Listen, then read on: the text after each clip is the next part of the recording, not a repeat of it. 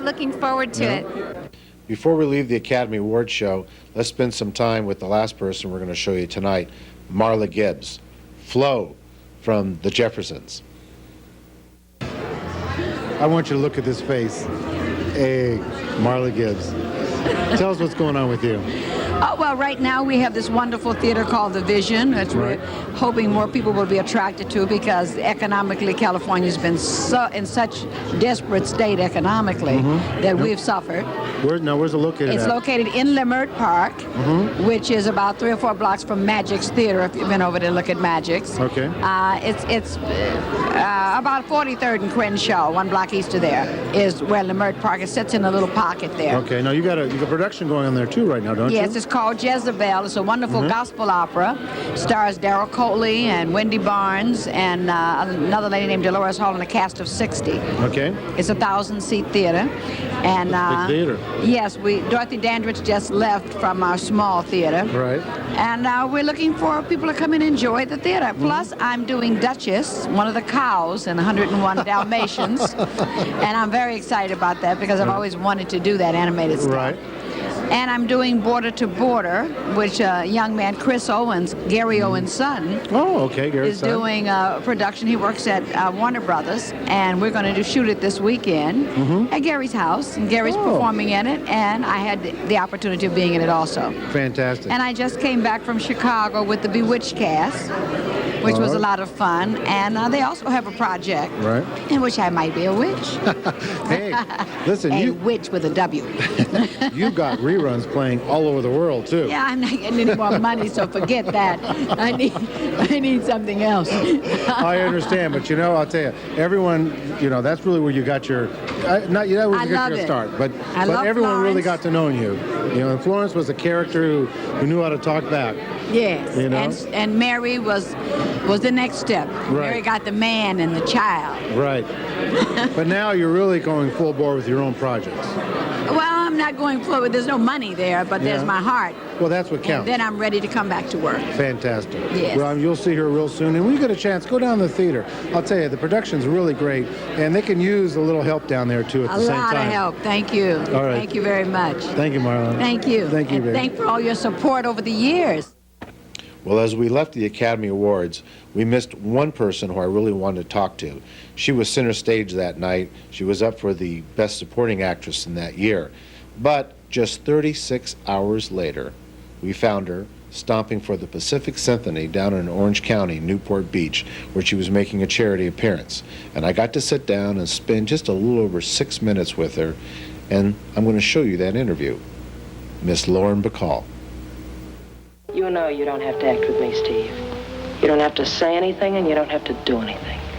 Not a thing. Oh, maybe just whistle. You know how to whistle, don't you, Steve? You just put your lips together and blow.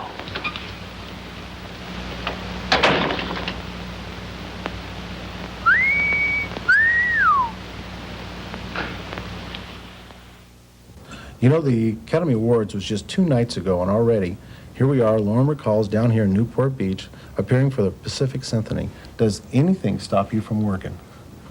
I don't think so. No, I believe that you must continue. I mean, it's not the end of the world to lose an award. It's nice to win, but when you don't win, your life must go on, after all. I've won more awards this year connected with film than I ever have, so I'm way ahead, actually. Well, it's been a grueling 4 or 5 months. It has. It's been quite a grueling couple of years, actually, and I mean, the thought of being able to stop now, I think, may put me in a state of total collapse. I think it's best to just keep going, I think amazing to the people who were down here today and sponsoring this charity, they were more shocked that after everything you've gone through in 4 months, whether you won the award or didn't win the award, that you were willing to come down here 36 hours later on and start doing the tour all over again for them. Well, you see, it's because I'm almost as perfect as Margot. That's Margot Chamberlain who helped put this on, who's standing off camera already dying, but we'll make her a star someday. But this is charity is something that's kind of near and dear to your heart, though, music for kids and stuff. Absolutely, absolutely. No, first of all, I love music myself. It's played a big part in my life. Right. And Leonard Bernstein was a great, great friend of mine. And Lenny, of course, I'm on the board of the Beta Fund, which is Bernstein Education Through the Arts. Right. And to see the connection here with the Pacific Symphony Orchestra is wonderful. Right. And I think the more that that can be promoted and fostered, the healthier it will be for future generations. I think a lot of people are shocked at the fact that when they were considered this year who were the 3 best orchestras, you had New York, Boston, all of a sudden down here in Newport Beach. Isn't that amazing? I think it's fab. I'd love to have some of their recordings, actually. I think it's absolutely fabulous, brilliant. You know, it's really, I think that the music world has really saw what it's like to try to educate children to come back in to see more classical music and things like this. Yes, but they must be educated in such a way that they don't know they're being educated, because that sometimes makes them pull away. I think they have to. The great thing about Lenny was that he was a brilliant teacher, but he never made kids feel that they were in class. Right. They just had fun, and music can be fun, and you can understand it better when it's broken down in a very happy way. Right. And also, then gradually you become involved in it and realize what it brings to you. It's a glorious, glorious thing. Well, you know, out here we're so used to film, and we're so used to movies, and of course, that's what you've been associated with out here. But the reality is you go back to Broadway. Yes, well, I spent 20 years on Broadway doing, I've been in wonderful shows. I've been very, very fortunate. Let's talk about Applause. And I'm not dead yet. I mean, Applause was like I don't want to say a comeback, but Applause was something that... No, we don't like that word, comeback. No, but Applause showed a different angle of you and a different dimension of you that a lot of the country hadn't seen before. Well, that's because I was given opportunities on the stage. Right. As I was beginning with Cactus Flower, which was a comedy. I was given opportunities to play the kind of parts that I would never have been offered in film. Right. And the theater has given me wonderful, wonderful, not moments, but years in my life. Right. And Applause was a great high. It was one of the best moments in my entire career. Well, you have that instant gratification. That's right, instant response from an audience. That's what I love about the theater, because it's live. It's happening now, and what is happening now will never happen again. Well, including what's happening now will never happen again. That's true. Oh, this is the big time. We've got from... Listen, you know, it's fun. We have grown up down here in Newport Beach. I mean, what we've done out here, I mean, I'm amazed, and I'm a person from Hollywood originally. I mean, I grew up. Well, I'm not. I'm from New York. Right, and we're very different. And it is true. You talked a little bit earlier what it was like out here, coming out here for the first time, growing up in a cement jungle kind of. I like that jungle, though.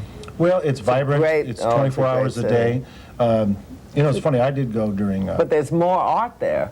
Yes. A greater concentration of art in New York than in any other city in the world, I think. Well, I think it was a bigger concentration of art just in 8 square blocks of Times Square. I mean, reality with all those theaters. Well, the theater, yes. I mean, the theater itself, and you're seeing a lot of stars who jumped to film, going back there. Well, but constantly. very few movie actors can function on the stage. Right. It takes a it takes a different kind of training entirely. It's just a whole other thing. This year, I went myself at Christmas time, and I saw Julie Andrews back on the stage. And no, but Julie is a stage-trained performer. She's always been on the stage. She started on stage as a child. She seems to also enjoy that more than in front of the camera, too, even though she photographs extremely well when she's on that stage. You know, I think she loved both, but there's nothing for an actor that is more rewarding than a positive response from a live audience. You get it right then. Right. That gives you a great lift. Makes you feel that you really have done something, made a contribution. Well, you've had a kind of a great run just in the last 2 or 3 years again on film. I'll say. And you know, you've got to the point now that we're kind of waiting. What type of project are you going to look at? You know, because you're going to have a number with nominations. Again, you're having numbers of offers come through. What type of part would you like to play next? Well, something good, that's all. I'm only interested in good work, and I think that the best gift I could have as a result of the attention that I've received as a result of The Mirror Has Two Faces is good work, more work. I think that's not something we doubt we're going to see. We're just kind of wondering what type of project you'll come in next, and maybe something different. We'll see. We'll see. Well, listen, I really appreciate it. Thank you for spending a little time with us. You're very welcome. We'll wait to see the next project. Thank you. Dear. Thanks. Another fantastic night in Hollywood was for St. Jude's Hospital. St. Jude's was a cancer research hospital for children founded by Danny Thomas. And there we met up with one of his daughters, Marlo, who was really more interested in introducing us to the head doctor who had just won the Nobel Peace Prize. She was so proud and excited. She's carried on the legacy of her father with that hospital, and there was over 100 stars there that evening. Let's spend some time with Marlo. This is Dr. Peter Doherty, who is the Chief of Immunology at St. Jude Children's Research Hospital and is this year's Nobel laureate in medicine. Congratulations are in order. Thanks a lot. Thank you very much for appearing in Orange County tonight. Yes. And in August, we're doing a big fundraiser down there for St. Oh, Jude's. wonderful. We're working on it now, and the program will be covering it. Oh, that's We're looking great. forward to seeing it. Well, I That's went fantastic. to Stockholm and Yeah. was present when Dr. Doherty received his Nobel Prize. It was Fantastic. quite an exciting evening. We can use the money. It is- yeah, I understand. I That's understand. right. Well, I hope you enjoyed looking at the fabulous ladies of Hollywood. Next week, the comedians take center stage, and we have starring Robin Williams, Milton Berle, Buddy Hackett, Mickey Rooney, and a host of others will be joining us. You know, every week we go to a different charity event and try to show you what that charity is about and what their needs are. And at the same time, we bring a few stars with us from time to time to spice up all the action when we attend those events. And if you have a charity and you need our help, I want you to look at the credits as they run. And you'll see our address and our phone number, and don't hesitate to call us. I'll call you back personally, I'll write you back personally, and tell you if we can attend. That's our show from the Academy Awards tonight. Stay tuned next week, same time, and you know what you'll always see. Oh! Ooh! Ooh! Boy, you're on the town. Ooh! Ooh! You're on the town with Mike Farah.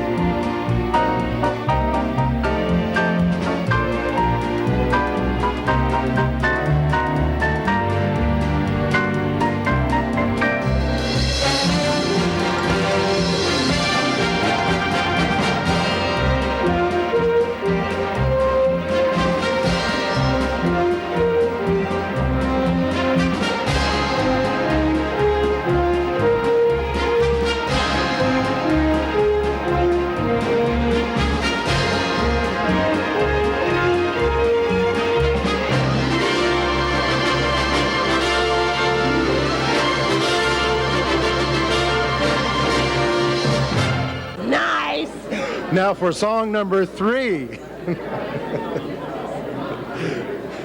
What a look. Look at my cheekbones now. I'm Ivana Trump. Look at me.